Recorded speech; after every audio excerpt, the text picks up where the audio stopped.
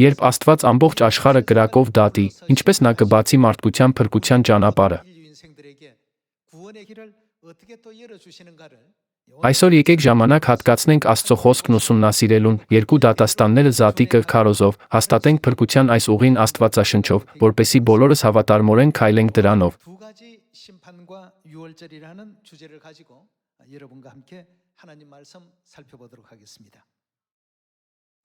Երկու դատաստանները վերաբերում են Նոյի ջրհեղեղի ժամանակներին, երբ Աստված առաջին անգամ աշխարհը դատեց ջրով, իսկ երկրորդը վերջին օրերում, երբ Աստված կրկին աշխարհը կդատի կրակով։ Վստահ եմ, բոլորդ հիշում գիտեք Աստվածաշնչի այս ճշմարտությունները։ Ինչու է աշխարհը դատվելու։ Եկեք քննարկենք այն ժամանակները, երբ Աստված դատեց աշխարհը, Նոյի օրերը, Սոդոմի Գոմորի օրերը, վերջին օրերը։ Ինչ ընդհանրություն ունեն այս բոլոր ժամանակները։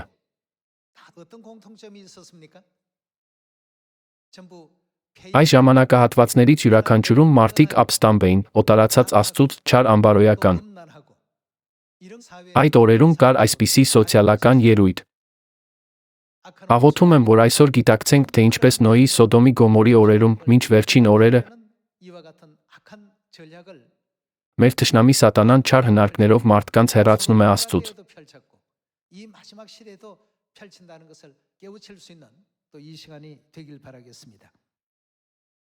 Երկու դատաստանները Զատիկը քարոզի ներքո, սկսենք Աստծո խոսքի ուսումնասիրությունը, անդրադառնալով Եբրայեցիներին գլուխ 11 համար 6-ին։ Եկեք նայենք Եբրայեցիներին գլուխ 11 համար 6-ին։ Բայց առանց հավատի անկարելի է Աստծուն հաճո լինել։ Ավետարանի ճանապարհով քայլելիս մշտապես կրում ենք աշխարհի ազդեցությունը։ Մենք շատ հեշտ ընկղմվում հարմարվում ենք մեր շրջապատին, շրջապատի մարդկանց մտածելակերպին, նրանց կենսակերպին, հասարակության սովորույթներին։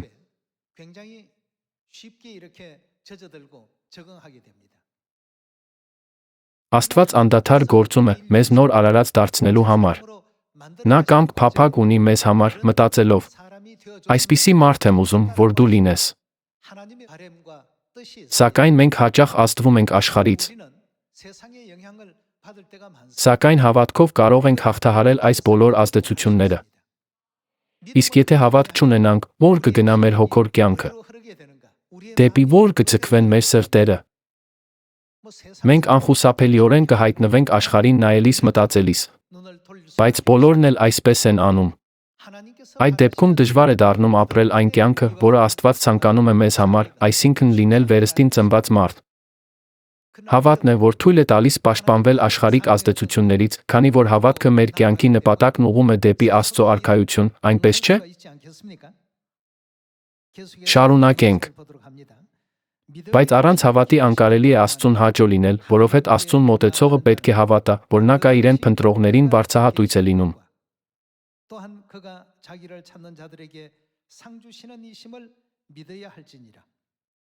Հավատով Նոյը դեռս անտեսանելի բաների մասին տեղեկանալով, երկյուղելով իր տան փրկության համար շինեց տապանը, որով դատապարտեց աշխարհը, ժառանգորդ դարձավ հավատով արդարության։ Ասում է, հավատով Նոյը դեռս անտեսանելի բաների մասին տեղեկանալով, երկյուղելով իր տան փրկության համար շինեց տապանը։ Բոլորդ հավատալ դեռ չտեսնված բաներին, միթե հեշտ բան է։ Պատկերացրեք ամբողջ աշխարհը, ամբողջությամբ ջրով ծածկված։ Սա մի բան է, որին մեզանից ոչ ոք երբեք ականատես չի եղել, նույնիսկ մինչ օրս։ Նոյի օրերում ամբողջ աշխարհը ողողվեց ջրով, պատկերացնո՞ւմ եք։ Այդ ժամանակ նման բան բացարձակապես անպատկերացնելի էր։ Ահա թե ինչու Եբրայեցիների գլուխ 11 դրանք անվանում է դեռս անտեսանելի բաներ։ Նմանապես, աշխարհի կրակով դատվելու ապագա իրադարձությունս մի բան է, որը մենք երբեք չենք տեսել։ Ամբողջ աշխարհը կբռնկվի կրակով։ Միթե սա անպատկերացնելի տեսարան չէ։ Սակայն Սուրբ Գիրքն ասում է, որ Նոյը հավատաց դրան։ Նա հավատաց, ինչ պատրաստեց։ Նա պատրաստեց տապանը, ինչպես Աստված պատվիրել էր։ Եկեք սա հաստատենք Ծննդոց գլուխ 6 համար 9-ում։ Ծննդոց գլուխ 6 համար 9։ Սրանք են Նոյի սերունդները։ Նոյը արդար կատարյալ մի մարդ էր իր դարում։ Նոյը Աստծու առաջ քայլեց։ Նոյը ծնեց 3 որդի՝ Սեմին, Քամին, Հաբեթին։ Ինչ վիճակում էր աշխարհը։ Երկիրն ապականվեց Աստծու առաջ։ Երկիրը լցվեց անօրենությամբ։ Ինչ վերաբերում է բարոյականությանն ու էթիկային, ամբողջ աշխարհը չափազանց ամբարիշտ ու ապականված էր դարձել։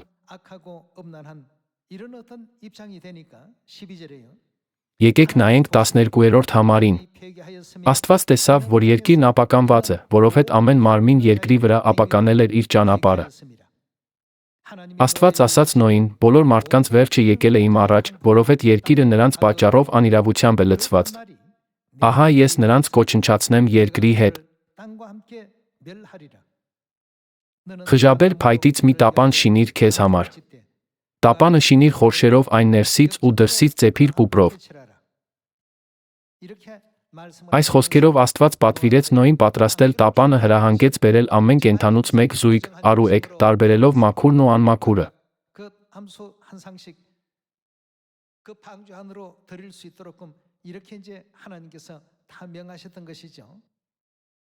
Եկեք շարունակենք 21-րդ չափածո։ Եվ դու վերցրու քեզ համար բոլոր ուտելիքներից, որոնցով սնվում են, քեզ մոտ հավաքիր, որպեսզի դրանք քեզ նրանց համար ուտելիք լինեն։ Եվ Նոյն արեց ամենը, ինչ Աստված պատվիրել էր նրան։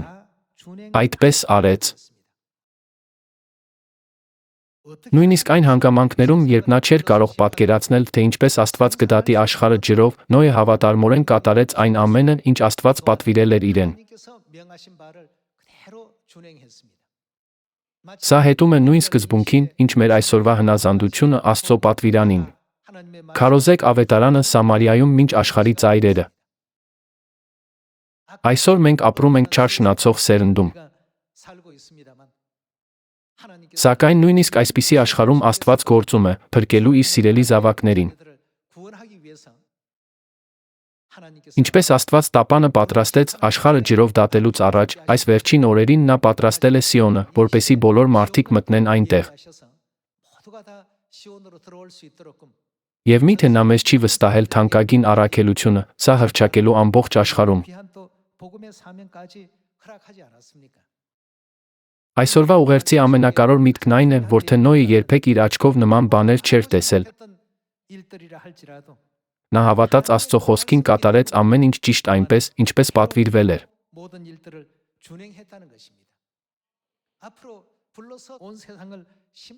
Նմանապես, աշխարհի ապագա դատաստանը կրակով մի իրադարձություն է, որին մենք երբեք ականատես չենք եղել։ Ահա թե ինչու մենք, Նոյի պես, պետք է պատրաստվենք մեր փրկությանը այս տարում։ Մենք պետք է առաջնորդենք բոլոր ժողովուրդներին, որպեսզի նրանք վերադառնան Սիոն։ Այսօրվա ուղերձի վերնագիրն է «Երկու դատաստաններն ու Զատիկը»։ Մենք տեսնում ենք, որ այս երկու դատաստանների հանգամանքները զարմանալիորեն նման են։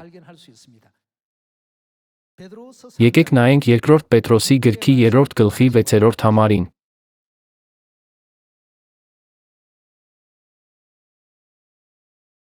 Երկրորդ Պետրոս գլուխ 3 համար 6։ Դրա համար այն ժամանակվա աշխարհը ջրհեղեղով կորսվեց։ Սա բացատրություն է Նոյի ժամանակների մասին։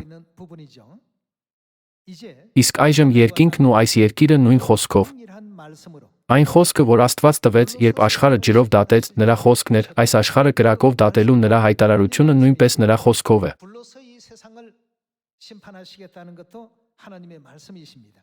Իսկ այժմ երկինքն ու այս երկիրը նույն խոսքով, ինչ են նրանք, պահվում են դատաստանի կրակի, ինչպիսի մարդիկ, ամբարիշտ մարդկանց կործանման համար։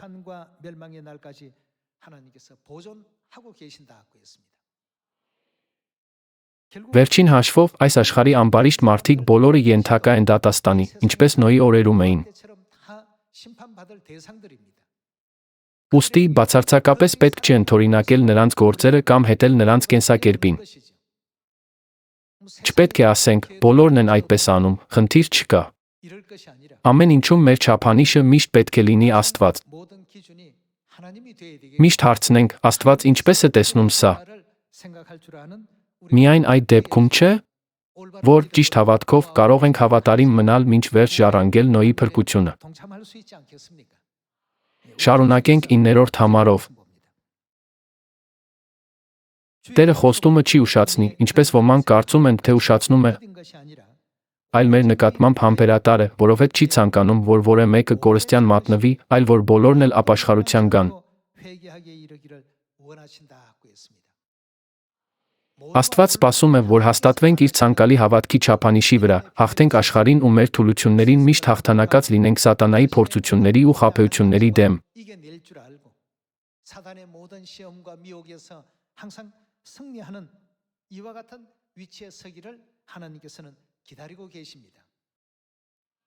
Համար 10-րդ։ Բայց Տիրոջ օրը գողի պես պիտի գա։ Այդ ժամանակ երկինքը շառաչյունով պիտի անցնի, իսկ երկնային մարմինները հրով կիզված պիտի քանդվեն, երկիրն ու նրա վրա եղած գործերն էլ պիտի այրվեն։ Քանի որ այս ամենը պիտի քանդվի, դուք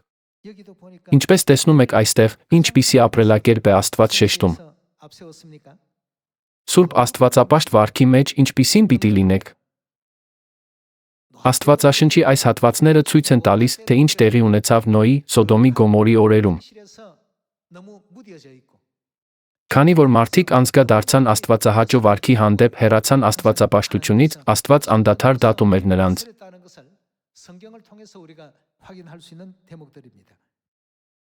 Համար 12-րդ։ Սպասելով ջանալով հասնել Տիրոջ գալստյան օրվան, երբ երկինքը կրակով բռնված պիտի քանդվի, երկնային մարմինները հրկիզվելով պիտի լուծվեն։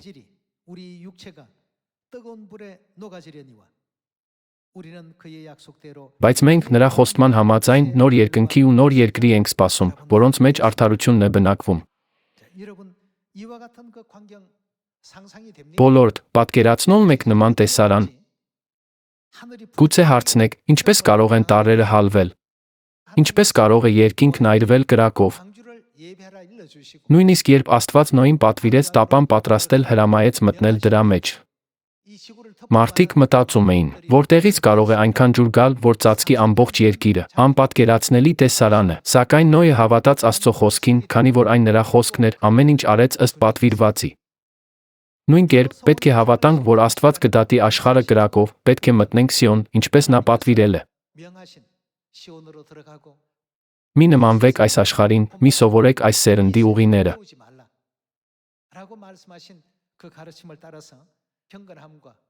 Հավատում եմ, մեր հավատքի ընթացքը պետք է լինի աստվածավախ ու սուրբ, այս ուսմունքների համաձայն։ Շարունակենք 13-րդ համարով։ Բայց մենք նրա խոստման համաձայն նոր երկնքի ու նոր երկրի ենք սպասում, որոնց մեջ արդարությունն է բնակվում։ Դրա համար, սիրելիներ, սրանց սպասելով ջանացեք, որ նա ձեզ գտնի անբիծ ու անարատ խաղաղության մեջ։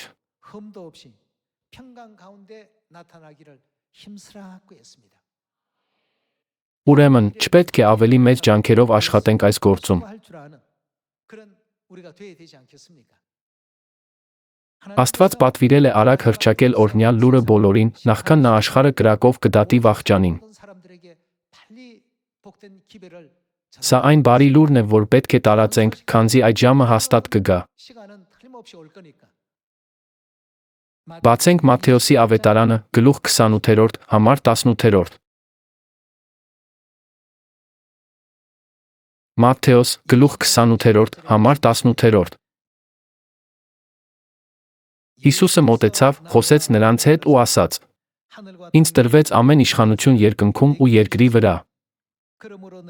Արդ գնացեք, աշակերտ դարձրեք բոլոր ազգերին, նրանց մկրտելով Հոր, Որդու Սուրբ Հոգու անունով։ Սովորեցրեք նրանց պահել այն ամենը, ինչ ձեզ պատվիրեցի։ Եվ ահա ես ձեզ հետ եմ բոլոր օրերին մինչ աշխարհի վերջը։ Այն ամենի մասին, ինչ պատվիրեցի ձեզ, ինչ է մեզ ասված անել։ Մեզ պատվիրված է հնազանդվել նրանց։ Ավելին, նա պատվիրեց գնալ ու հռչակել այն բոլոր ազգերին։ Նոյի օրերում Աստված ամեն կենդանի արարածի հնարավորություն տվեց, նախքան աշխարհը ջրով դատելը։ Ապստամբ կյանքով ապրելով նրանք ծաղրում ու արամարում էին Աստծո խոսքերը։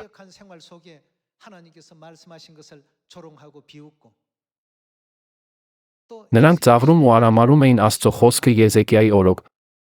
Այսօր էլ շարունակում են ծաղրել ու արամարել նրա խոսքը։ Նրանք ականջ չեն դնում Աստծո տված որե հրահանգի կամ առաջնորդության։ Բայց երբ մահը նրանց շեմին է, նրանք խելքի են գալիս, մտածելով. պետք է տապան հասնեմ, արդյոք կկարողանան գնալ։ Դա անհնար է։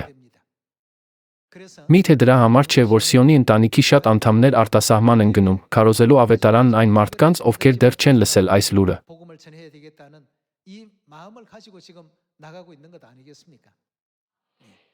Եկեք բացենք Եսայի 40-րդ գլուխը, կարդալու խոստման խոսքը։ Երբ Աստված աշխարհը կրակով դատի, նա մեզ կազատի։ Այս լուրը թանկարժեք է օրհնված։ Եկեք նայենք Աստծո խոսքին Եսայի 40-րդ գլխի առաջին համարում։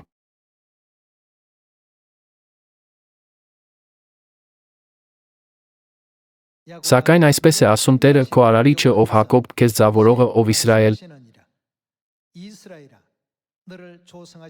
Մի վախեցիր, որովհետև ես քեզ փրկել եմ, կանչել եմ քեզ քո անունով։ Դու իմն ես։ Երբ ջրերի միջով անցնես, ես քեզ հետ կլինեմ, երբ անցնես գետերով, դրանք քեզ չեն ողողի։ Երբ քայլես կրակի միջով, չես այրվի, բոցը քեզ չի լափի։ Որովհետև ես Տերը քո Աստվածը, Իսրայելի Սուրբը, քո Փրկիչը, ես Եգիպտոսը տվել եմ քեզ համար որպես փրկագին, Եթովպյան Սաբան տվել եմ քո փոխարեն։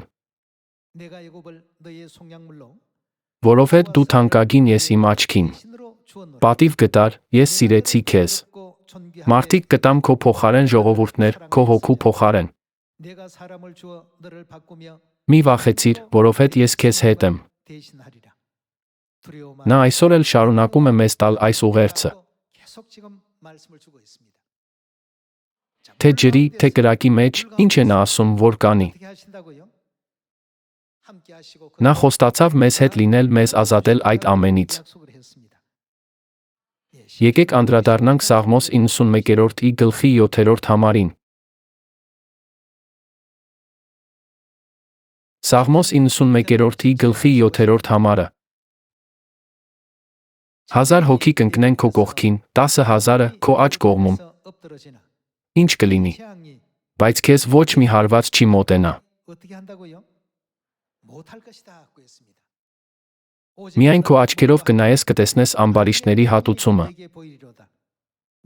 Որովհետև դու Տիրոջը, իմ ապավենին, Բարձրյալին, քեզ ապաստան դարձրիր։ Քեզ չար բան չի հասնելու, պատուհաս չի մոտենալու քո բնակարանին։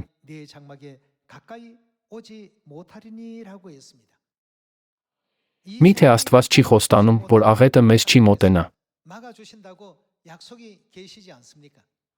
Տեսնենք, թե Աստված ինչպես է խոստացել պաշտպանել Սիոնի բոլոր զավակներին։ Ջրով կրակով դատաստանը իրադարձություններ են, որոնց մարդկությունը երբեք չի ականատես եղել։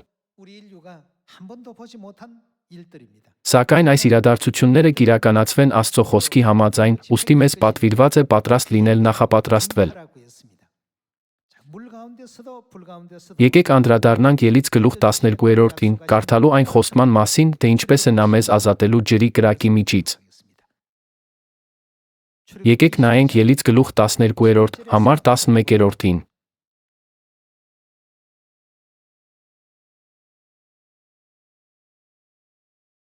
Այն կուտեք այսպես. ձեր գոտիները ձեր մեջքին, ձեր կոշիկները ձեր ոտքերին, ձեր ծուպերը ձեր ձեռքին կլինեն։ Այն կուտեք շտապով, որովհետև դա Տիրոջ զատիկն է։ Համար 12։ Այդ գիշեր պիտի անցնեմ Եգիպտոսի երկրով հարվածեմ Եգիպտոսի երկրի բոլոր առաջնեկներին, մարդուց մինչ անասունը։ Եգիպտոսի բոլոր աստվածների դեմ դատաստան պիտի անեմ։ Ես եմ Տերը։ Արյունը թող ձեզ համար նշան լինի տների վրա, ուր որ լինելու եք, տեսնելով արյունը։ Աստված պատվիրեց գառան արյունը քսել դռների բարավորների երկու կողքերին վերի մասին։ Երբ նա տեսնի արյունը, ինչ պիտի անի։ Պիտի անցնեմ ձեր վրայով, հարվածը չպիտի իջնի ձեզ վրա, կորստյան մատնելու համար ձեզ, երբ հարվածեմ Եգիպտոսի երկիրը։ Այս խոստումը չի կատարվել միայն Եգիպտոսի երկրում մոտ 3500 տարի առաջ։ Ինչ է ասվում համար 14-րդում։ Այդ օրը ձեզ համար թող լինի հիշատակի համար։ Ինչ օր է սա։ Սա զատիկն է։ Տոնեք այն իբր Տիրոջ տոն, տոնեք այն սերնդից սերունդ, իբր հավիտենական կանոն։ Այսպիսով, զատիկն Աստծո խոստման հենց երաշխիքն է։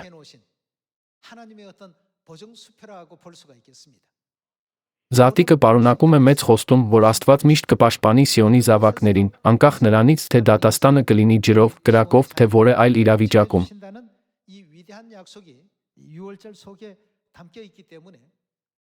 Հետաբար, երբ դուք մեկնեք արտասահման, ես աղոթում եմ, որ դուք մանրամասնորեն սովորեցնեք զատկի պատմությունը, լիովին բացատրեք, թե ինչու մենք պետք է այն պահենք։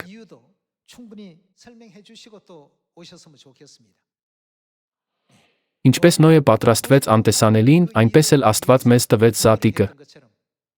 որպեսզի պատրաստվենք անտեսանելիին։ Նա պատրաստում է ողջ մարդկության ճանապարհը, վերադառնալու Սիոն, այն վայրը, որտեղ նշվում են նրա տոները։ Ելք 12-րդ գլխում նա խոստանում է. «Պիտի անցնեմ ձեր վրայով, հարվածը չպիտի իջնի ձեզ վրա»։ Ինչ միջոցով է Աստված հիմա մեզ տալիս այս խոստումը։ Սա այն խոստումը չէ, որ Աստված մեզ տալիս է զատկի միջոցով։ Այդ պատճառով Սաղմոս գլուխ 91-ում գրված է. «1000 հոգի կընկնեն քո կողքին, 10,000-ը քո աջ կողմում, բայց ինչ է ասում Աստվածաշունչը, թե ինչ կպատահի, քեզ ոչ մի հարված չի մոտենա»։ Խոստումը ո՞մ է վերաբերում, ինչ պետք է նրանք պահեն այս խոստումը ստանալու համար։ Սա այն խոստումն է, որ Աստված տվել է զատիկը պահողներին։ Այսօր, երբ մենք խորապես փորագրում ենք Աստծո ճշմարտության այս խոսքերը մեր սրտերում, եկեք Աստվածաշնչի միջոցով հաստատենք մի քանի մանրամասներ այն օրվա մասին, երբ Աստված կրակով կդատի աշխարհը։ Միասին բացենք Երեմիա գլուխ 4, համար 9։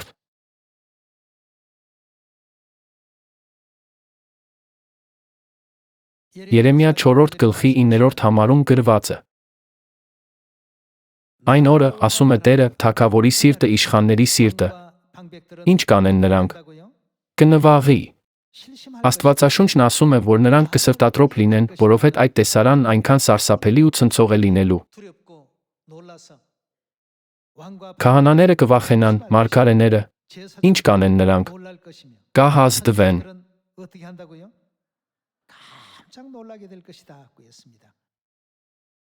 Կրակե դատաստանի մնացած ժամանակը լի կլինի այսպիսի տեսարաններով։ Հիմա եկեք անդրադառնանք Երեմիա 5-րդ գլխի առաջին համարին։ Երեմիա 5-րդ գլխի առաջին համար։ Շրջագայեք Երուսաղեմի փողոցներով, տեսեք ու իմացեք, որոնեք նրա հրապարակներում։ Եթե մեկ մարդ գտնեք, մի իրավունք անող ճշմարտություն փնտրող, ես ինչ կանի նա։ Կներեմ այդ քաղաքին։ Սա չի հիշեցնում մի հատված, որը մենք արդեն լսել ենք ինչ-որ տեղ։ Աստվածաշնչում ուրիշ որտեղ ենք հանդիպել նման խոսքերի։ Սոդոմի Գոմորի կործանումից առաջ Աբրահամը Աստծուն աղաչեց. «Արդարներին էլ չարերի հետ կկործանես անընդհատ նվազեցնելով քաղաքները փրկելու համար անհրաժեշտ արդար մարդկանց թիվը»։ Սակայն ի վերջո, քանի որ Սոդոմում Գոմորայում արդար մարդկանց նույնիսկ փոքր թիվ չգտնվեց, Աստված իր վերջնական դատաստանը կրակով կատարեց։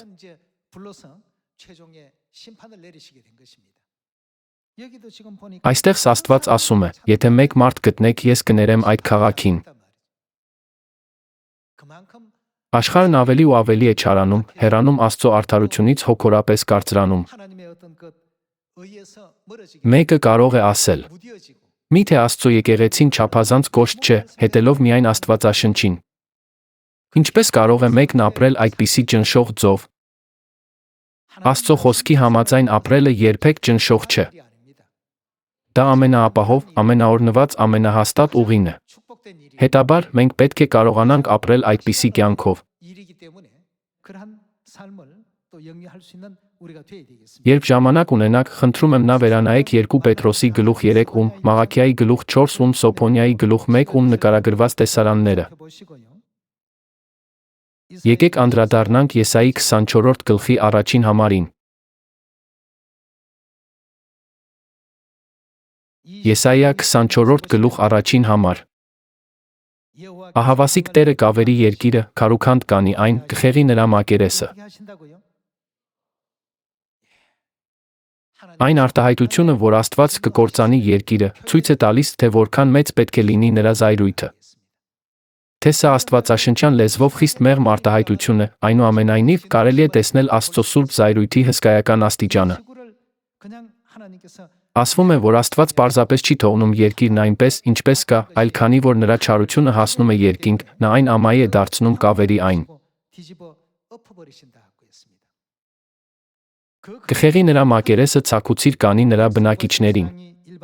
Եվ ինչպես ժողովրդին, այնպես էլ քահանային կլինի, ինչպես ծառային, այնպես էլ նրա տիրոջը, ինչպես աղախնին, այնպես էլ նրա տիրուհուն, ինչպես գնորդին, այնպես էլ վաճառողին, ինչպես փոխտվողին, այնպես էլ փող առնողին, ինչպես պարտատիրոջը, այնպես էլ պարտապանին։ Երկիրն ամբողջովին կամայանա, ամբողջովին կկողոպտվի, որովհետև Տերն է ասել այս խոսքը։ Սկում թախծում է երկիրը, նվաղում թախծում է աշխարհը, նվաղում են երկրի ժողովուրդների մեծամեծները։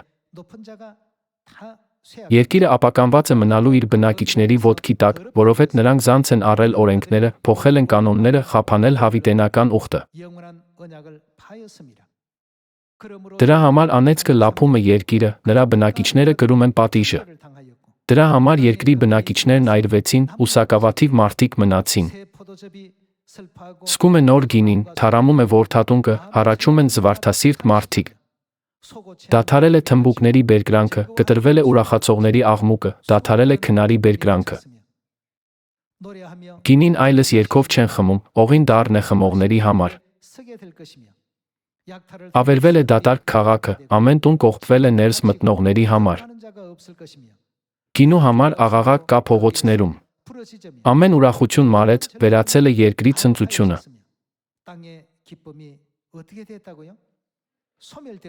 Ամայությունն է մնացել քաղաքում, նրա դարպասը փշրվել, փլատակ է դարձել։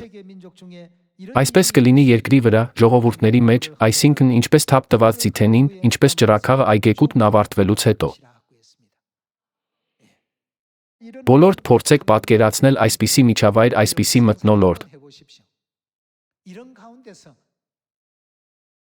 Այս ամենի մեջ, այն լուրը, որ Աստված պատոհասները կշրջանցեն Սիոնում զատիկը պահողներին, որ նա կփրկագնի նրանց կառաջնորդի դեպի երկնքի արքայություն, բոլորդ, միթե սա ամենագեղեցիկ ու հրաշալի լուրը չէ։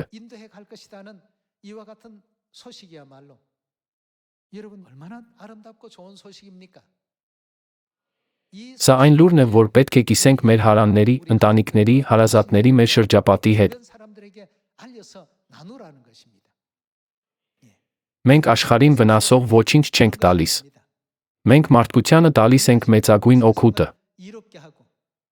Միթե մենք տատանվում կամ վախենում ենք, երբ մեկին լավ բան ենք տալիս։ Դուք կասեիք. ուզում եմ մի բանով կիսվել ձեզ հետ, սա ձեզ շատ դուր կգա, դուք պարզապես դեռ չեք գիտակցում դա։ Անկախ նրանից, դա ձեր երեխայի ծննդյան օրն է, թե ձեր ծնողների, երբ նվեր եք պատրաստում, միթե այն չեք տալիս այն մտքով, որ նրանք շատ կուրախանան, երբ բացեն սա։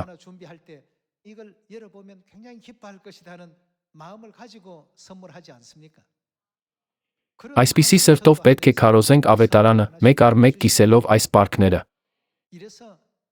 Ահա թե ինչու մեր տարածած լուրը լիակատար ուրախության լուր է։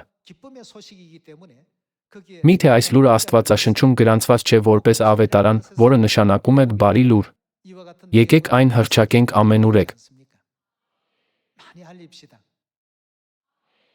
Մենք պետք է հռչակենք Աստծո կամքը։ Ինչպես աշխարհը ջրով դատվեց Նոյի օրոք, այնպես էլ Աստված դատաստան կբերի վերջին օրերում։ Սակայն սա միայն սարսափելի ու զարմանալի իրադարձությունների մասին չէ։ Աստծո փրկության խոստումը նույնպես առկա է։ Ուստի բոլոր հոգիներին առաջնորդենք դեպի զատիկի կյանքի ճշմարտությունը։ Այսպիսի սրտով ասենք բոլորին. մի բաց թողեք այս հնարավորությունը, այլ անպայման օգտվեք։ Սա վերջին հատուկ հնարավորություն է, ուստի խնդրում ենք միանալ մեզ զատիկին, կյանքի տոնին, եւ ստացեք Աստծո օրհնություններն ու շնորհը։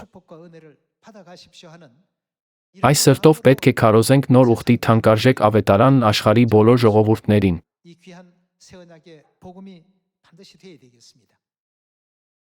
Աստված ասել է, որ այս երկու դատաստաններն անպայման կկատարվեն։ Բայց քանի որ աշխարհի մարդիկ անփույթ են, չի նշանակում, որ պետք է նրանց հետ տարվենք։ Փոխարենը, ըստ Աստծո ուսմունքի, եթե Աստված ասում է, սա սուրբ չէ, սա աստվածային չէ, ապա պետք է այդ բաները հեռացնենք մեզանից։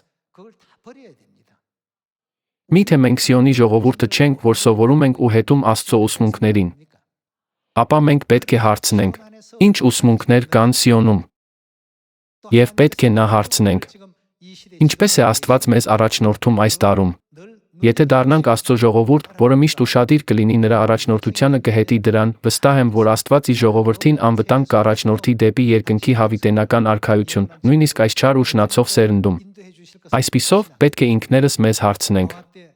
ինչու մարդիկ դատվեցին Նոյի, Սոդոմի, Գոմորի օրերում։ Եվ ինչու է այս վերջին դարաշրջանը կանգնել Աստծո դատաստանի առաջ։ Հորդորում եմ, երբեք մի մոռացեք սա։ Այդպիսի վայրերում մարդիկ միշտ ամեն ինչ անում էին Աստծո ուսմունքներին հակառակ։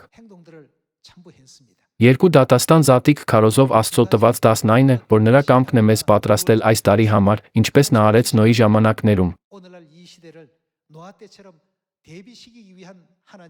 Անկեղծ աղոթում եմ, որ սրտանց ընդունեք սա, որպեսզի բոլոր ուրախ դիմավորեք այս տարվա զատիկը։ Հուսալով, որ մեծ շնորհ ստացաք, կցանկանայի եզրափակել այսօրվա քարոզը։ Շատ շնորհակալ եմ։